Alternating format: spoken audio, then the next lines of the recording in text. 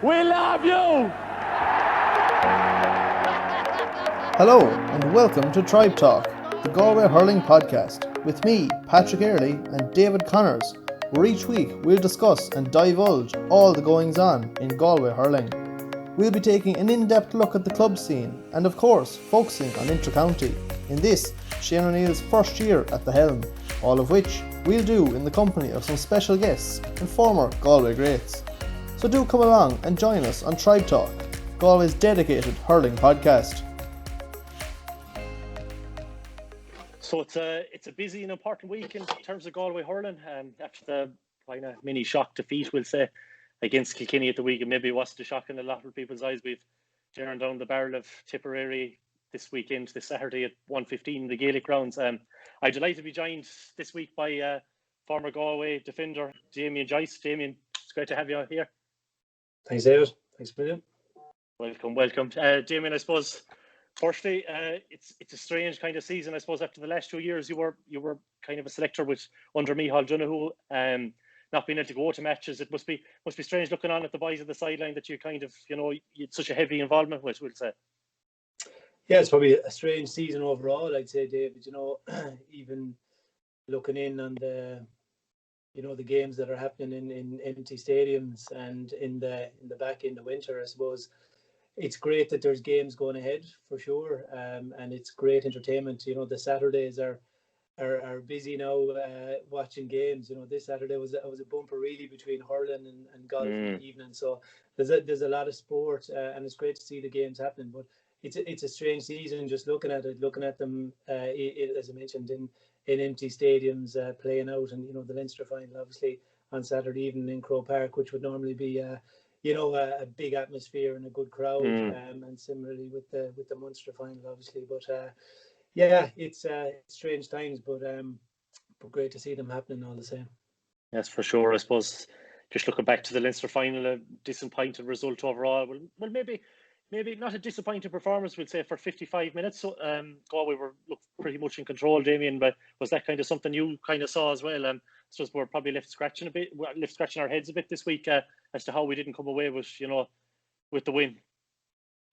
Yeah, I suppose it was a bit of a head scratcher, and I'd say the players and the management probably found it that way as well. Leaving Croker on the Saturday evening, it's a game certainly we did a huge amount right in, and I'd say, going into the game, if someone was talking to you on Saturday morning, they said, well, what do you need to do well here? You'd say, well, if you hold TJ Reid and hold Walter Walsh and hold Colin Finlay, you're going to have a super chance. And with the way those lads had performed, in the previous game, I know they had a series first half against Dublin, and they carried good form into it, but Galway did really well, defensively to lock down those players.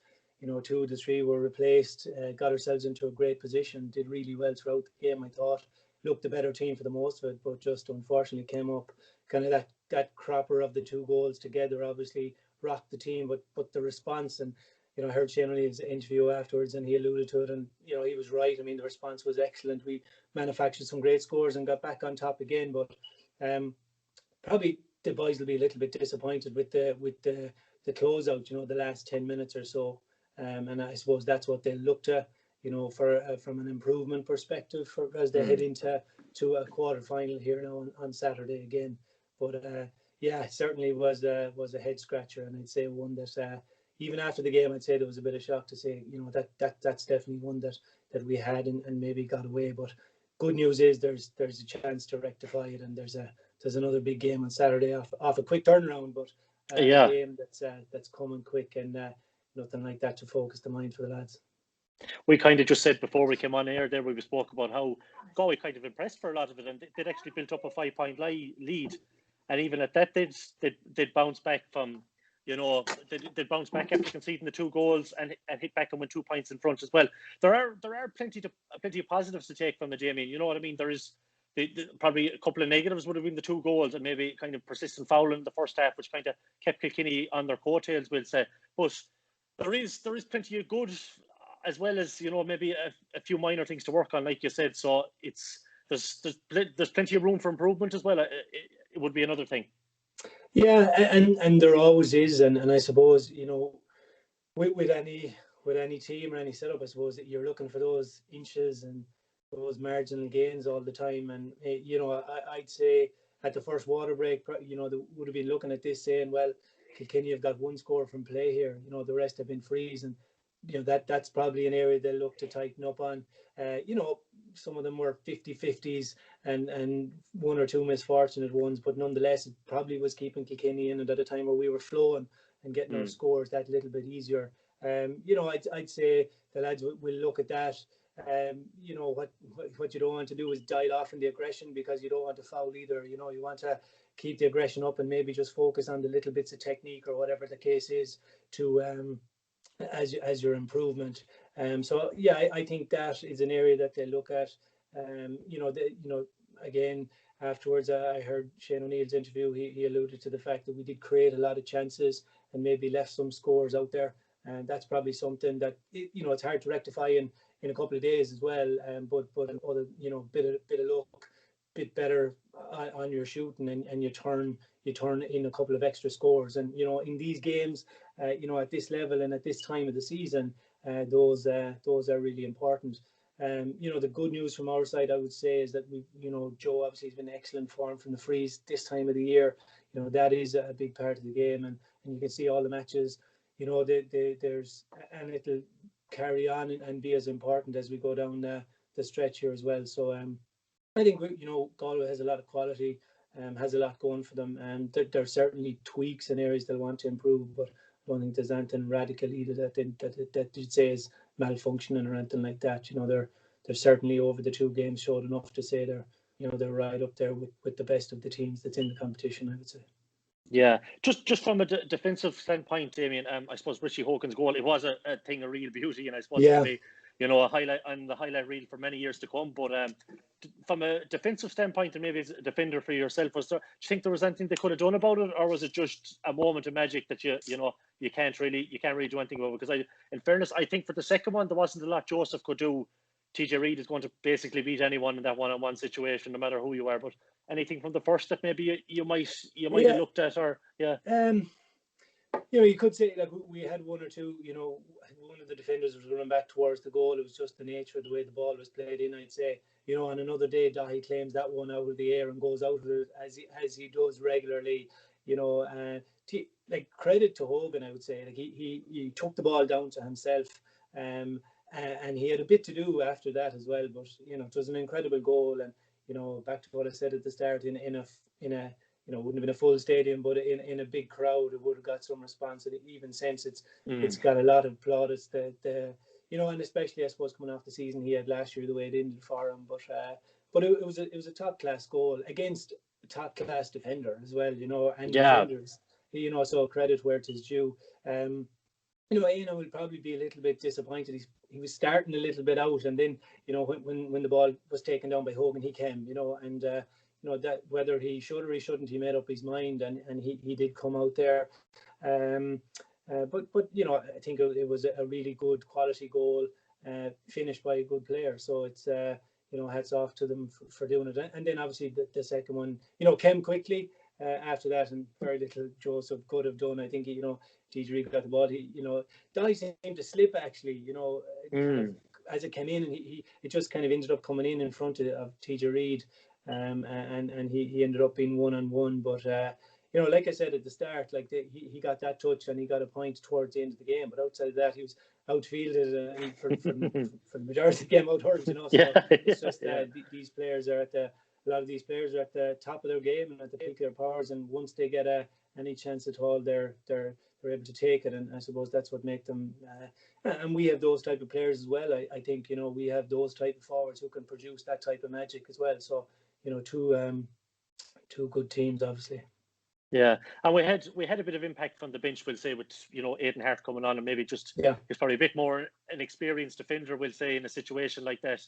And, you know, Davy Burke came on and he shot 2 points as well. And at that stage, you know, it looked like Galway had settled again after us. But maybe was there an element of them beginning to tire, maybe towards the end, maybe the last 10 minutes, or would you have said that, or was it just Kilkenny had their backs up at that point? I think maybe a bit of efficiency. I think we just said it beforehand as well. I think Galway scored 1 point from their last 6 shots, whereas I think from Kilkenny's 8 they scored 2-6. So, you know, that alone is probably a telling statistic.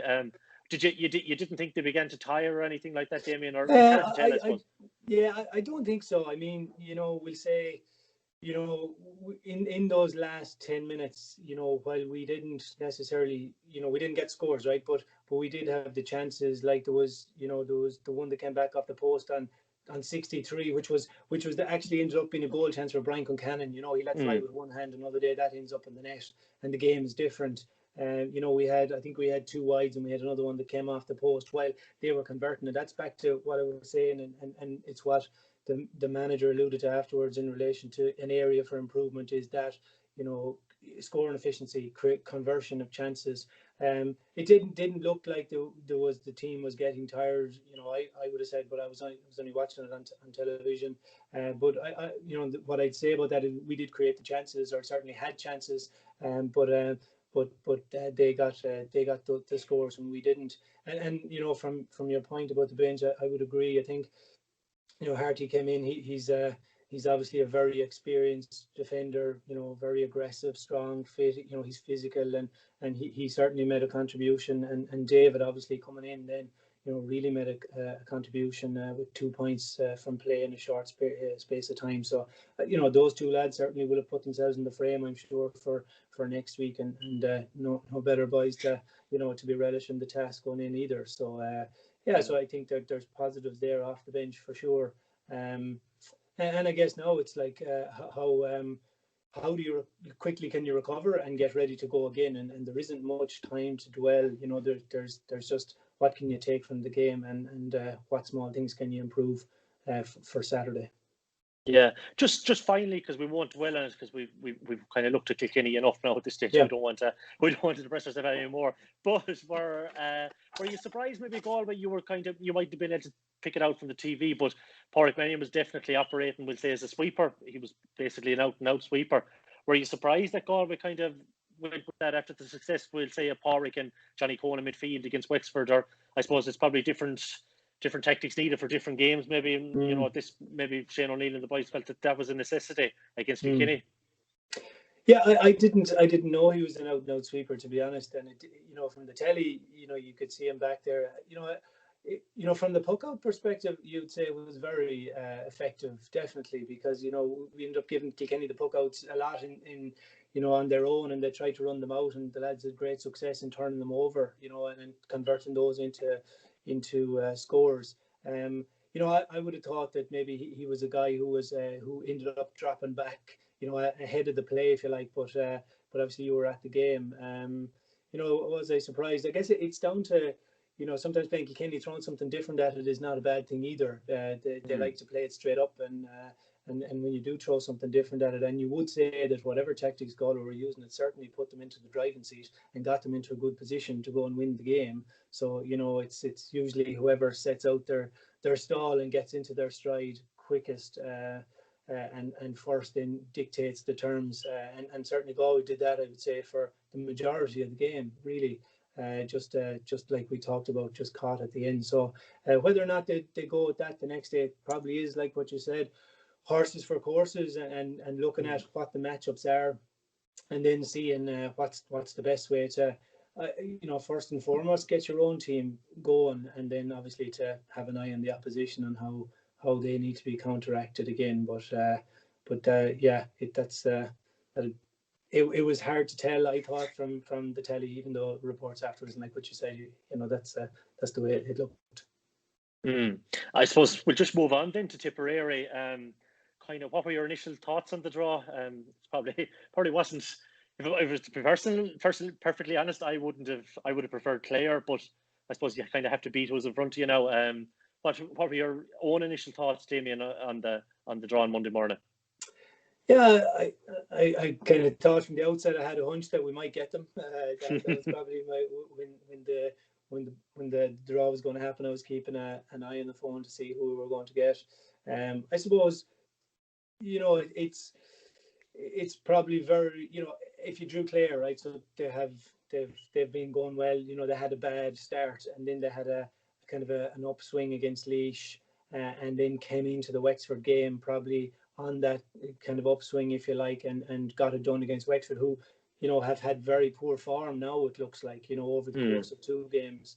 So, you know, you'd be looking at Clare, and everyone is looking in Clare now saying, geez, if you hold Tony Kelly, you know, you'll get the job done. And so that may be a little bit disarming. It might not be that simple for Waterford either. You know, that might not be the way it just plays out. He's been in incredible form, but they have some good players in the team outside of that, even though they are missing a good few players too. So it would have been probably a completely different run-in, or certainly conversation on, you know, going into the Clare game versus the Tip game. I mean, the Tip opposition, if you think back to, you know, if you think back to 2015, it was a point. 2016, it was a point. 2017, it was a point as well. So, you know, the league in 17 was obviously more one-way traffic in Galway's favour. But but there's you know, obviously an older rivalry with Tipperary that goes back. But there's been classic games with Tipperary as well over the course of the last recent history as well. So I think it's a great game for Galway to get. It's a game that they'll both just go out and go at, and I think we're all expecting it to be, albeit in the middle of November, we're all expecting it to be a really good contest, which, you know, in fairness is in the conditions. You know what it's like driving home there tonight. I was glad I wasn't going training or out in it. It's you know, it's blowing a gale out there, and that's definitely a challenge this time of the year. But you know, we're all looking forward to a really good quality game on the weekend. I suppose just you spoke on memories there of games back, and one that kind of stands out in my memory will be 2010, and you were playing yourself. Heartbreaking defeat, we'll say. Yeah. Is there anything other than from your memories from that game that you'd like to share, or anything like that? How many memories that you have? Like, it was an epic game, Damien. On reflection now, it's easier probably. At the time, it was obviously heartbreaking, but when you can look back in it now and you say just two cracking teams going at it, and you know what I mean, Tip managed to get the upper hand on the day with Larry Corbett. I think he drained a pint of for finish, and it was a bit of heartache. But you know, it was a cracking game, an epic to be involved in, I'm sure. Yeah. It was probably, you know, in from 2005, certainly in the last couple of years that I was playing, it was the best chance I would have thought we had. You know, after that, Tip went on to win the All Ireland. That was the year they beat Waterford, I think, in the semi-final, and that was the year of they played Kilkenny in the final. Corbett got the 3 goals. The Kilkenny boys had run into a couple of injury problems that year, and Shefflin didn't play, I think, in the final. Certainly started, but went off. I think we had. You know, we got ourselves into a really good position in that game. I remember Ollie actually went off. I think he was playing cornerback. He went off towards the end of the match. That probably gave them a little bit of maybe a fill up as well to see him going off. He would have been like standout defender of the time. And then you know, I think we were 2 up, and I think they got 3 points in the end to win it. The last one is the one you mentioned. So, you know, they did beat us scoring points towards the end, and you know, it was just one of the ones that got away, and obviously that was the year they went on to win it, and it took us a good few years then obviously to come back, and for Galway to win it. But it was just, I suppose it was one of those. Yeah, there's still a few players obviously featuring. Pádraig Maher would have played, Patrick Bonner Maher would have played, and I'd say Brendan Maher would have played for Tip. And David Burke would have played. Joe Canning obviously would have played. Sir Donlan, I think at the time, didn't play. I think he missed the game through injury. Your frequent panelist here, Kevin Hayes, would have been playing. That's right. I think he would have been playing. I think Shamie Canlan as well. I think he came on that day and he got a goal. I think from memories, if my memory serves me correctly, I think he was actually a sub that day and he came on. But there is still an element of players there. But I suppose that was probably your second season maybe in Leinster at that point, wasn't it? And I suppose it's really only now we're Galway as a whole are kind of reaping the rewards over the last few years that we're well settled in Leinster now. We're getting equal amount of games as anyone else, and I think as a whole we're probably it's been really beneficial towards Galway hurling, particularly at senior level, Damien. Yeah, it has. I think it has. Of course, it's been, you know, what we wanted. Thinking back now to what it was like when we weren't in Leinster is almost strange. You know, when you had that one game and another game, and then that was either you go forward or out of the competition. You know, Galway going into Leinster, I suppose there was some maybe opposition to it for a while, but I think Galway have added to the Leinster competition. I think certainly they'll benefit from it, obviously as well. Um, um, and I think it's been obviously good for us, and good for hurling. And I think it was maybe 208 was the first year of it, I'd say. Or was it, yeah, 208, 209, and obviously we've been there since. So it's great. Like, for a long time, obviously we were traveling to play all of our games, but now it's good that we're on the equal par, as you said, and getting our home and away. So I think in the main it's been very beneficial. And I think certainly Galway have added to the Leinster competition as much as it's been good for us. So it's a shame the Bob O'Keefe Cup is not still in Galway, but Yeah, hopefully it won't be long away. that's for sure. That's for, and just from a kind of a management point of view, then you're with me all in the backroom team. I suppose probably a game that really stands out for me, and another one against Tipperary with 2016. It was, I know we were beaten, but you kind of, I don't know if you left Crow Park at that time, but I know I left as a supporter at the time, and I was kind of very impressed with how things went out. Like we were kind of very unlucky to not to come away with a win. They kind of hit us with 2 late second half goals, and they managed to run out winning by a point, but. That game was probably a huge defining one, because what followed that in 2017 was incredible. Like, did you have a meeting afterwards, and did you kind of recognize probably that game, if nothing else, probably instilled a sense of belief in players that, geez, we're not far away here. We're well capable of matching the very best teams in Ireland, and it obviously showed the following season. Then when you managed to get over Tipperary in the subsequent semi-final, and delivered the Liam McCarthy into a 29-year wait. I think in that game there was probably so Joe obviously came off at half time, and so did Adrian Toohey, and those two guys were big losses on the day, and then Tip went on to win it by a point. I wouldn't think there was. I think the players were just at a really good, really good place as well. I mean, they were very, very experienced. Between 12, 15, that year 16, and we all had obviously put in a lot of work with Franny, Noel. They were certainly driving the thing forward, and it was their work that really brought 17 to what it was, and obviously the league became after the league quarter final against Waterford, the season really opened up, and a league final win rolled into a Leinster win, and ultimately then a really good day in September as well for the lads, which was brilliant reward for the work they obviously had done over a long number of years, and just fantastic for them first and foremost, and for the Galway supporters and people who followed the team for years and years, and look, it hasn't been far away since, and either, and hopefully it won't. Like, obviously last year was a bit of a disappointment given just the nature of how it finished, but there's still obviously that squad, and some new players there as well. So hopefully there's a bit to go in this season yet, and there's certainly a lot of quality there who are very capable of having a good season and delivering more of the same, hopefully.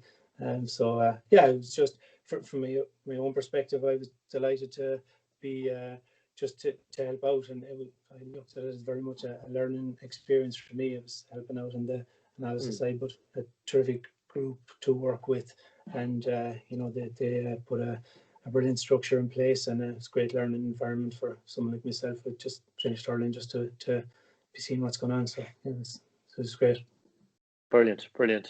Just to fast forward to this weekend, then, I don't know, have you seen much of Tip this year? Have you got a chance to take in much of their games? Did you see them against Cork last weekend, or have you been impressed with them? I suppose the disappointment of getting well hockeyed by Limerick, but it was there. But in fairness, they bounced back, and when the game was in the melting pot, I think they were playing into the breeze in the second half as well.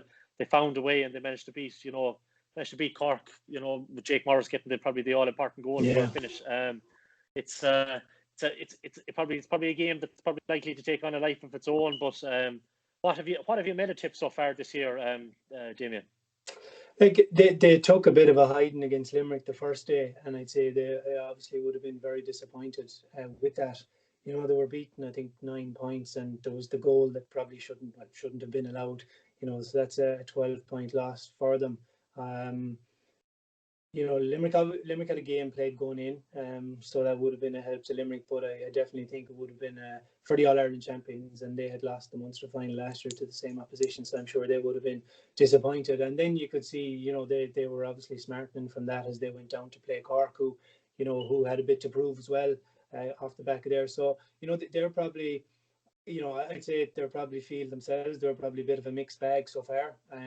But I'd say in the back of their minds, they're thinking that we're kind of hitting a bit of a stride here now because they played better the last day. They created a lot of chances, I thought, from watching it in the first half, but didn't really take them and ended up being maybe just a point or two in it at half time. But against the Breeze in the second half, they did motor well. Their bench was good, obviously. They brought on Willie Connors, and he seemed to have a lot of energy around the field. Made a bit of a difference. Paul Flynn, who's from. They won the county final this year. He was very impressive in that club championship. He came on. He got some scores, and obviously Jake Morris, who's a good forward. He got the goal. So so I think they'll be happy. Cork will probably be disappointed. Thought. Tip, it'll be interesting to see the way they line out here because, the word is they'll have some players coming back, the likes of Seamus Kennedy and Barry Heffernan into the backs, like they played Niall O'Mara in the half back line the last day. He plays there with his club, obviously, but he would be more recognised as a tip forward over the last number of years. So whether or not he stays in the backs, does he push back up the field? Like Michael Breen was really good the last day, 5 points in play, man of the match display from him. But that sometimes doesn't happen every day, and from his perspective, he'll probably feel he has to try and get into that vein of form again for Sunday. But like they got Seamus Cannon on some ball towards the end of the game, and he got some points, which he probably hadn't been getting or didn't get against Limerick, and maybe hadn't been flowing that well. So they're probably looking at it thinking, there's certainly some signals here that they're starting to move in the right direction. And I'd say that's the way they'll approach it. They probably like ourselves probably have some decisions to make around what way they'll set up their team and who will start for them. The two McGraths probably are quality players for Tipperary. Both of them came off the last day, so you'd imagine both of them will carry a bit of wanting to put that right come the weekend. So they're the All Ireland champions. They're a quality team, but they haven't played us this year either, so that's where the two forces will meet now and see who comes out on top. Do you see the Tip having played in the Gaelic rounds already this year being advantageous towards them? Like Galway probably played in a near perfect surface in Croke Park. It's not that Galway haven't used it. Like probably a lot of them would have played in club pitches that mightn't have been absolutely pristine either, you know what I mean? So do you think that will have any bearing that Tip have been there before and they know what the ground, the surface is like, or do you think that'll have much of a bearing on it? Or will Galway, people say that Galway this time of year will suit them physically, they're a big strong team with plenty of athletes, we'll say, but how do you see that bearing out? Do you see it been any advantage there or anything like that? I don't, to be honest. I think it's I think we have a good record in Limerick. I think that's where I'd be at with it. The last time we played Limerick, I'd say was in the league final in 2017, and we put up a good score that day, bet them comprehensively on the day. So I don't see the venue really. Like I hope the pitch stands up. I'm sure it will. The Gaelic grounds is certainly a good venue or a good field. But it wouldn't be at the Croke Park level per se, or probably the Páirc Uí Chaoimh level either. So you're just hoping that the ground is in good nick and that the pitch is in good shape for the game. That's the only maybe bit of concern you'd have, but I wouldn't see any major advantage or disadvantage the fact that it's in the Gaelic grounds. To be honest, it's definitely a case of neither team really, holding any fear of each other. I suppose they mightn't have liked to have drawn each other. Maybe they might have, but there's definitely no fear between either sets of players, isn't there? Not Damien. They'll both be very confident going in that they can be the one that come away with the win. Yeah, I'd say so, and they know each other pretty well. From playing each other over the years. I just think they'll. The league this year, they came up to Pearse Stadium, Galway, hurled well that day after being down in the first half, obviously, but came back to turn in a good second half performance and did a really good job in that game against Tip. So, a lot of those players will feature. A lot of the players, obviously, who have played each other over the years, marked each other over the years, and know each other's form as well, will play on the weekend. So, just as the makings of a really good game, I just think it's two really good teams that are going to go at it, and it's knockout. I thought at the start of this, when I was looking at the games, like they were very one-sided. A lot of them. Yeah. And it's really only since we got to the knockout now that it's ratcheted up. And as we go in now to the last six, this is where it's really going to go up another level.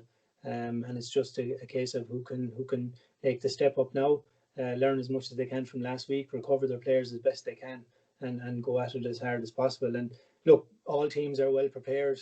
Now you're looking at just playing well on the day, whatever way you want to play, trying to get that up and running as quick as possible, and then get a bit of luck as well is going to be needed as the season rolls on, particularly at this time of the year. So, it's I don't know who's reffing the game either. Johnny Murphy from Limerick. Okay, yeah. So all of that are small factors, but can be inches one way or the other, and they all add up when you're this part of the season. How do you see much changes tactically in terms of Galway's perspective? It's obviously we can only speculate. We've really no idea what way they're going to go. But do you think, like, if you were in maybe Shane O'Neill's shoes, would you persist with maybe a sweeper or 7 defender, we'll say, rather than a sweeper? And they're likely probably to continue with a 2-man inside line as well, which with one of the three maybe popping out to the half-forward line, and either one of maybe Conor Cooney or Cathal Mannion dropping deep to work a bit harder. Do you think they'll probably go with a sweep, or what way would you see them setting up, or what way do you think they might set up? I think they'll probably stay with the 2-man inside. That has been very effective for them. Certainly against Wexford and against Kilkenny.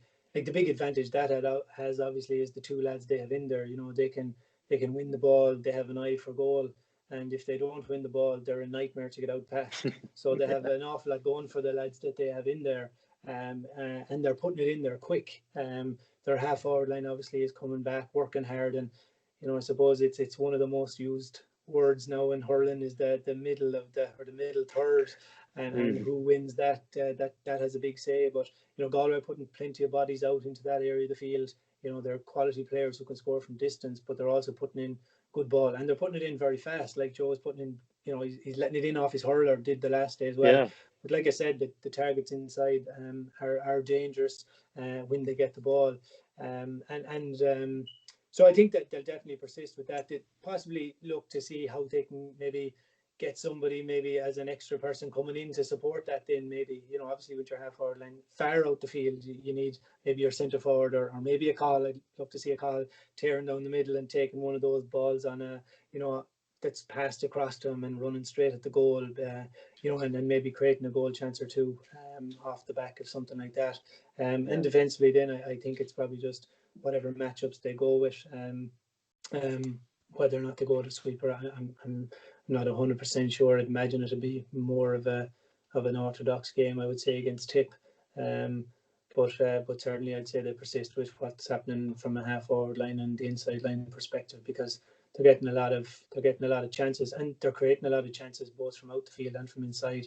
And I think that's reflected in the amount of shots that they had the last day. And like we said earlier, if that conversion rate improves slightly, well, then that's tipping the balance a little bit more towards your favour. So I think they're in that stride, and you don't have a huge amount of time either to go tweaking and making major changes. So if you're used to playing that way and that's suiting you, I would imagine you'd be persistent with the system that works for you and backing yourself in then. I suppose probably maybe not tactically, there mightn't be a whole pile of changes. Maybe personnel, there might be a little tweak here and there. It's probably likely we might see Aidan Hart come in and maybe even Davy Burke, you know what I mean, if that's what they see fit. But it's great to have these options on the bench, Damien, you know what I mean, or these options of players that are available and so willing to come in and do an excellent job for the team as well, isn't it? It could swing the balance in Galway's favour, just a couple of slight tweaks maybe here and there. Yeah, I think so. And if you look at the games that's gone the weekend, the Kilkenny bench impact, certainly was there. The bench impact for Tipperary, we mentioned it. If you look at what Limerick bring off the bench regularly, they have quality there. And lads, you'd say, geez, you'd nearly think they should be starting, but they're bringing them in. And Galway have players in that vein as well. If you go back to a lot of the games that get closed out, it's lads coming in off the bench who make an impact. And it can be hard when you're that player, I suppose, too, because everybody wants to play. But there's certainly a role for lads to come off the bench and make an impact. So we may see a change or two. I think the first thing will be, assessing everybody's fitness. Like, hopefully Porrick is okay. Certainly worried when I saw him hit the ground. He looked like a fairly serious tackle as he came out with the ball, and I was kind of following the play. And when he went back down again, the medics were out with him, but thankfully he got back up. So hopefully, he finished out the game. So we're hoping that he's okay and he can take he can take the field. And outside of that, it looks like Galway came through with a pretty clean bill of health. So I suppose that's the first thing.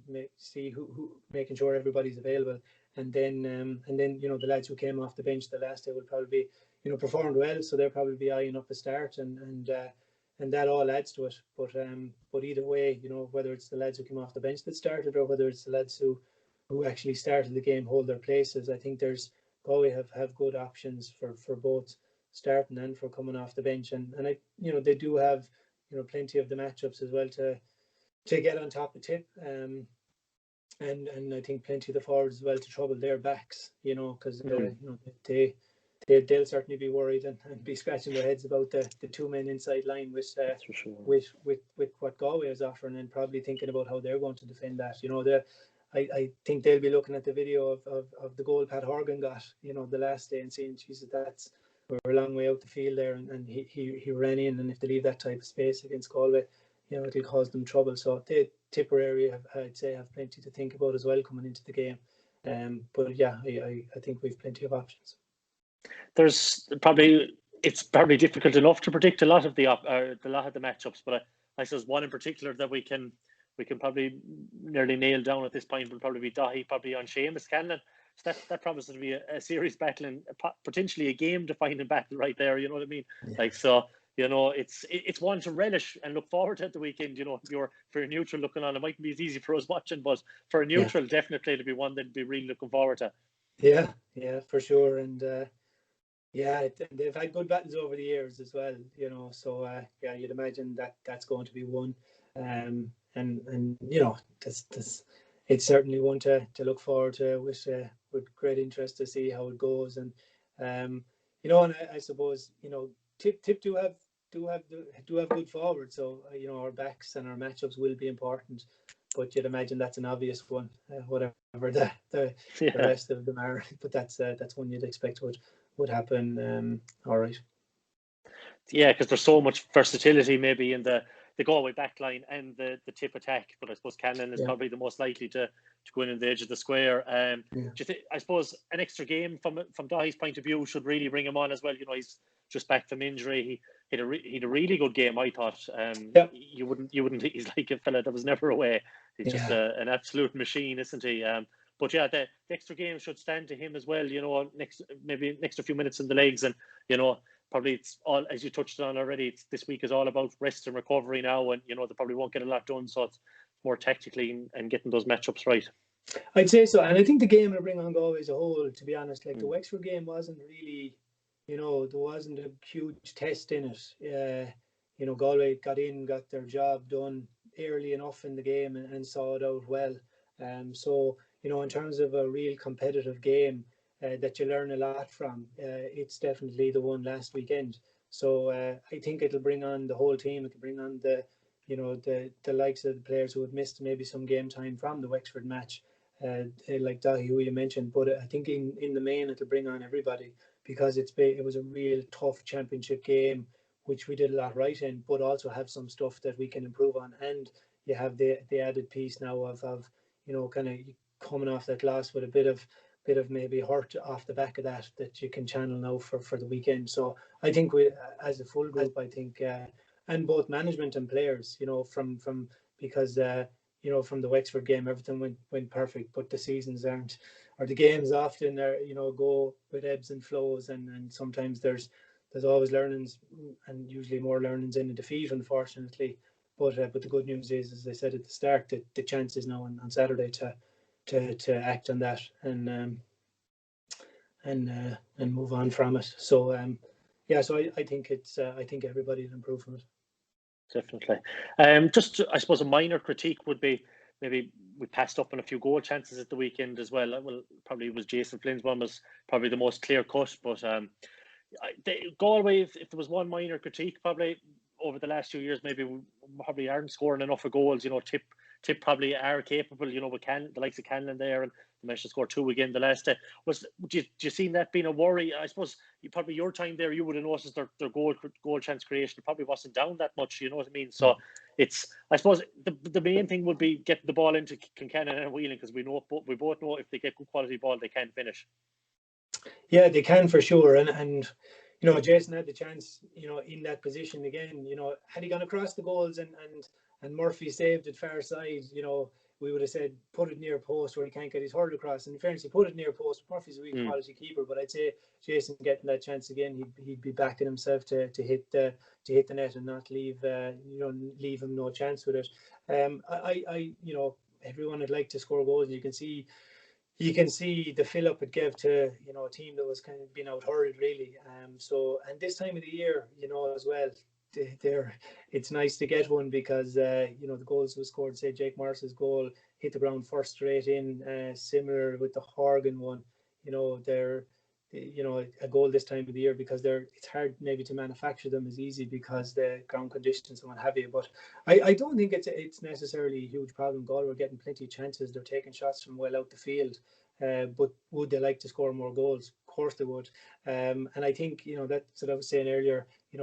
We're getting a lot of ball into the lads. They are winning a lot of ball. They're taking their men on, and maybe some support runners coming off them would be a big help to maybe opening that up and creating a couple of more chances. So, we did create chances the last day, and you're just hoping that we create the same amount of chances the next day, but maybe just bag one or two. But, like we said through this, that there was a lot of chances created, and it's probably a goal on top of those and a higher conversion rate than what we did create. And you're well down the road in terms of having enough scores to get it done. So they'll probably target it, but I don't think they'll try and force it either, because you can just maybe kind of lose a bit in that as well. And but there is enough quality players in the forward unit to score goals for sure. Limerick are interesting as well. They don't seem to be scoring a huge amount of goals either. That's true. They got the penalty against Tip. They ended up getting 3 that day, but they're not hunting for goals per se, and the kind of people saying maybe they should be getting more, but they're creating lots of chances and scoring plenty of points.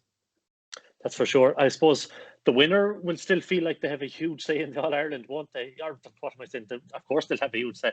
But the Daunt and Juggernaut there, you touched on them, Limerick, they just seem to be, currently maybe operating at another level. I suppose, although if Galway and Tip, probably do get over the line, they will fancy their chances all the same, won't they, Damien? Yeah, they will for sure. And Limerick have been impressive, like with the back-to-back leagues, I think, and they also have back-to-back Munsters now at this stage. Waterford, I was impressed with Waterford on the weekend gone. I thought Waterford gave them plenty of bother. Like they were still right in the game right up to the end.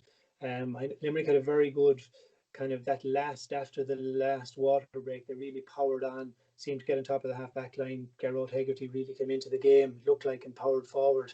But at the same time, Waterford were still within touch and distance, and had a goal chance at the end that was cut out. So that would suggest that you can get at them, and I think Galway hopefully get on to play these lads. That'll certainly be there'll certainly be opportunity there. They do look like a good side, but like I think your point is right. Whoever comes out on Saturday will have a right rattle off them. Obviously there'll be talk about the quick turnaround here in the matches, and the fact that they would have had a 2-week layoff. That will probably be talked up as an advantage to Limerick, and that.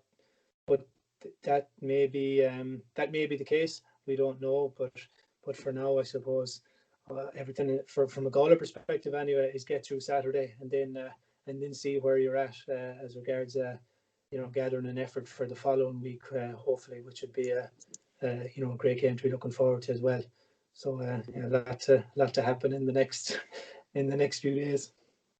I think finally we're just on the tip game. I suppose I have an idea probably what way you go, but I'm guessing you fancy Galway to do it. You do? I do, of course. Yeah, I do. I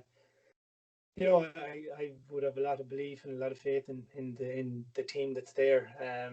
So I know we're facing into the All Ireland champions, but we have showed good form. I think did plenty in the game the last day to say the team is going pretty well and they have loads of quality in the team. So I'll be giving the vote to Galway for sure. We'll make that by 2 here. So just before I let you go, because you've been great with your time now, Damien, and thanks for that. Really appreciate it. But it would be remiss for me not to have a quick few words about Cappy's here, which if you don't mind, I promised you I'd keep it brief, so we won't keep it. But I suppose so close and so yet so far, Damien, to reaching the county final must be heartbreaking for you at this point now. You know what I mean? So close, and running these county champions to within a score so often, and just not being able to get there, to get it over the line. Another tough one to take, I think, in Athenry this year. Yeah, tough one for sure. And we've probably been down this road before as well, to be honest with you. We did our time losing intermediate semi-finals for a while as well, and eventually we made the breakthrough. But it was tough. But Galway club hurling is very, very competitive. I would say maybe it was a really enjoyable club season. You'd have to say, there was games coming, week after week, and it was really, summer time and a great time to be hurling. And whatever way they do the club championship, inter-county championship next year, it certainly ran, really well, and it was really enjoyable time to be hurling. It's for us, it's like how do we improve? That's the only way that we can approach it. We've been there. We've lost a few semi-finals now, but all we can do is go back and try and learn from it and see where can we hopefully gather up a couple of more inches. But like I said, we're meeting quality teams. We've Lee Mellows were our team for a couple of years. We had good battles with them. They won a county final, but obviously Thomas has picked us this year and went on to win as well. And that's off them. They got it done against us, and they did their business in the final as well. And like I said, quality teams. And for us, hopefully we have a few young lads who will come into the team and add to it. And it's just a case of staying at it and trying harder. And you had a man on your podcast there. I'm hoping to see him back in Capitegal at some time soon as well from his travels, and he'd certainly help our cause as well if we could get him back. So we've the club hopefully has it's just a matter of staying at it, David, and there's definitely no easy way, and so the lads are good, and I think they apply themselves well. So hopefully we'll be thereabouts, but it's a long way back again. There's a lot of quality teams there. I suppose one thing about it, you are a quality team yourselves now. It's undisputable at this point. You don't get to as many county finals as you have without being a quality team. But I suppose the hurt of the small margins is one thing, but I suppose they, on reflection, they probably keep driving you on as well, given how close you actually are, Damien, at this point. You a fella like Lion Collins this year who stepped in, and if you had Paul Claffey back, it's another addition there, and you're kind of just hoping for a bit of luck and a bounce of the ball in the day, and maybe to avoid injuries, here or there. But you're so very close, because it's such a small parish you're drawn from, so it probably is a bit of a golden generation you have, and you probably want to try and make the most of it, no more than say a Thomas's at the moment, or what I mean, or other small club teams that have come in the past. Yeah, and there's plenty of good teams out there, David. And Yeah, like we've got in a few new younger players into the team. I think there's a few more hopefully that will come on, and you'll see in the coming season. Like you mentioned, Niall Lisher, he's a good young player for us, and but like I said, it's definitely disappointing when you come up short, and I'd say over the four of them there hasn't been much more than 5 or 6 points, I'd say total, over the four semi-finals. Um, but it's a case of getting back to it whenever we hear what's going to happen, and trying to navigate your way back there again. And it's I always think we haven't gone any further than a semi-final, but the semi-final is a huge day in terms of Oh, the games. So to be there and trying your case to get to a final is we've done a lot of work to get there, but we obviously have more work to do. But yeah, we're small, no more than a lot of the clubs, drawing on a limited amount of resources, and you look at a lot of good people involved, and that puts the club in a good setting, and yeah, hopefully we just keep at it, and you never know, Yeah. might catch a break sometime. Please God, says you. I suppose just I'll wrap it up after this, but just your own role this year, were you kind of, I suppose initially we kind of saw you coming off the bench a lot. Were you carrying a knock or anything like that, or was it kind of, and then we saw you were trusting against Thomas's, and you were kind of on the half forward line there, but you were kind of operating a small bit deeper. Now that was my view without giving away any more. But were you carrying a bit of a knock this year, Damien, or was it just kind of your role was kind of more, we'll use you when we need you kind of thing? Yeah, the ground softens a bit. No, no, I wasn't carrying any knocks. No, we had lads going better. I find that it takes a lot of games and a while for my hurling to come. So I suppose I was getting a lot of, like I mentioned, the season was great, and that there was games coming, there was training coming. You were getting an awful lot of hurling in, and really enjoyed it. So no injuries, just not on it at that time, and got back in then towards the back end of the year. So yeah, sure. Look, it's perfect. And by the sounds of it, you're looking at making a bit of a crack at 2021 by just reading your body language and your words there. And I suppose finally then, and this is the last one, and just if the season probably is likely to have the removal of April club season this year, it probably a lot of fellas that maybe are in the twilight of their career have said to me in the past that if they remain maybe a bit longer, that April was ruled out and you weren't slogging in January for games in September or October, that they might have hung around. Is that probably a motivating factor for you if you were to, maybe wait around a bit longer, that the April month mightn't be there, because it's kind of a case of doing 2 pre-seasons, and it can be tough as the body gets older, we'll say. Yeah, it was that way. I mean, the April club month, and you did have to literally do 2 pre-seasons. You got back early. You tried to get ready. The 2 games in April were very important, and then you had the back end of the season to roll it in. It's interesting looking in, and there's a lot of talk now about the inter-county game, obviously, and the weather and the pitches and how But that obviously that's the club season typically. That's when it's played. So it's that's when the club player is out there. So. I don't really know. I know there's a lot of talk right now in terms of shortening up the season, the inter-county and giving the club its space and having that split season. I think that's certainly a good thing to be looking at. The club, the way the club worked, I thought was excellent. On top of the streaming and that type of work that was done to really raise the profile of it. And I think there's a lot of stuff we've learned during the pandemic and during lockdown that can be carried forward. In work and also in something like in sport. So, hopefully we'll see something like that. I think this split season would be a big help, both for inter-county players, I think, and for club players.